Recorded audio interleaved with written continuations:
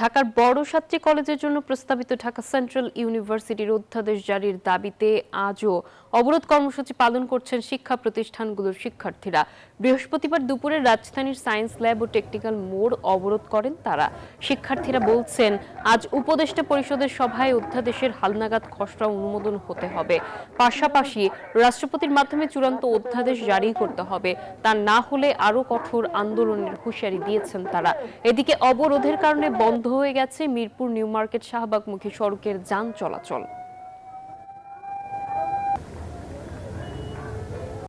আমাদেরকে কেন এরকম টাইম দেওয়া হচ্ছে বারবার, আর আমাদের বিষয়টা কেন তারা একটা গুরুত্ব দিচ্ছে না? আমাদের যদি চূড়ান্তভাবে অধ্যাদেশের গেজেট জারি করা না হয় এবং যদি আমাদের গার্জিয়ান অর্থাৎ বিশ্ববিদ্যালয়ের জন্য একজন ভিসি স্যার এবং প্রভিসি রেজিস্ট্রার যদি নিয়োগ করা না হয়, আমরা এই আন্দোলন অনির্দিষ্টকালের জন্য চালিয়ে যাব।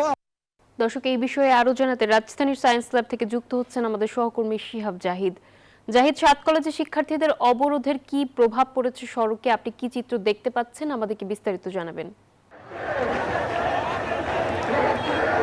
নাফিসা, আজকে পৌনে একটার দিকে কিন্তু এই ঢাকা কলেজের যেই শিক্ষার্থীরা রয়েছেন তারা আজকে এখানকার যুক্ত হয়েছেন এবং তারা কিন্তু পৌনে একটার দিকেই এই রাস্তাটি বন্ধ করে দিয়েছেন এবং বন্ধ করার পরে কিন্তু শাহবাগমুখী যেই যান চলাচল রয়েছে এবং সেই থেকে ধানমন্ডি থেকে যেই যানগুলো আসলে আজিমপুরের দিকে যাচ্ছে সেই রাস্তাটি কিন্তু সম্পূর্ণ বন্ধ। এই বন্ধ থাকার কারণে কিন্তু চারদিক থেকে আপনি দেখতে পাচ্ছেন যে কিভাবে জনসাধারণের একটি ভোগান্তি তৈরি হয়েছে। কোনো জায়গা থেকেই কিন্তু যান চলাচল করতে পারছে না। শিক্ষার্থীরা সঙ্গে আমরা কথা বলেছি, তারা আমাদেরকে জানিয়েছেন যে এই যে সায়েন্স ল্যাব মোড় তারা বন্ধ করেছেন, সেই মোড় থেকে কিন্তু আসলে যান চলাচল তারা আপাতত করতে দিবেন না।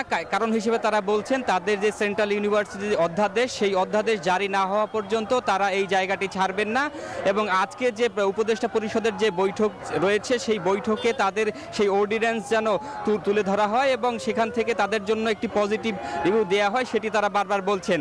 এবং আমরা আরেকটি বিষয় যদি বলতে পারছি, যেটি দেখতেই পাচ্ছেন যেই শুধু অ্যাম্বুলেন্স ছাড়া অন্য কোনো পরিবহন কিন্তু এখান থেকে ছাড়া হচ্ছে না, যেই কারণে বলা হচ্ছে যে এই যানবাহন এখন পর্যন্ত যে চলাচল আছে সেটি কিন্তু পরবর্তীতে তারা ছাড়বেন কিনা সেটিও আমরা তাদের জিজ্ঞেস করেছিলাম। তারা বলেছেন যে তাদের যেই দাবি রয়েছে সেই দাবি পূরণ না হওয়া পর্যন্ত তারা রাস্তা ছাড়বেন না এবং এই জায়গাতে কোনোভাবেই কোনো পরিবহন কিংবা যাত্রী সাধারণের জন্য তারা রাস্তাটি উন্মুক্ত করবেন না। জাহিদ, আপনাকে ধন্যবাদ।